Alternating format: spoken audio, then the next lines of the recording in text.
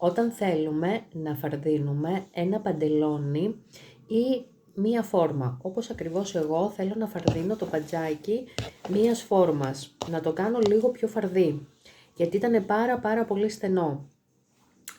Παίρνω, διαλέγω τι τρέσα θα βάλω στο πλάι και τι του ταιριάζει. Εγώ προτίμησα να βάλω αυτή την τρέσα, τη μαυροάσπρη, για να ταιριάζει και με τις τσέπες εδώ που έχει κάποιες λεπτομέρειες στο παντελόνι. Οπότε ξεκινάω κάτω από την τσέπη που για μένα είναι το επιθυμητό που θέλω, από εκεί να ανοίξει και πέρα το παντελόνι, και κατά αυτόν τον τρόπο κάνω στην τρέσα επάνω μία μύτη,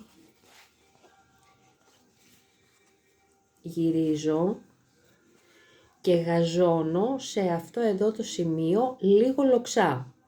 Γυρίζοντάς το, έτσι μου δημιουργεί αυτό το αποτέλεσμα.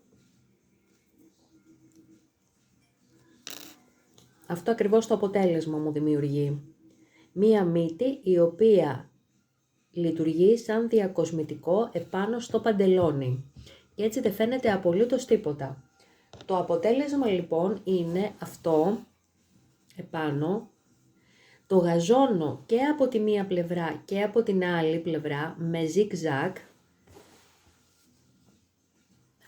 έως το τελείωμα του παντελονιού. Το αποτέλεσμα λοιπόν που μας δείχνει είναι αυτό. Καθαρό, γαζωμένο και έχει ανοίξει αρκετούς πόντους όσους θα ήθελα εγώ.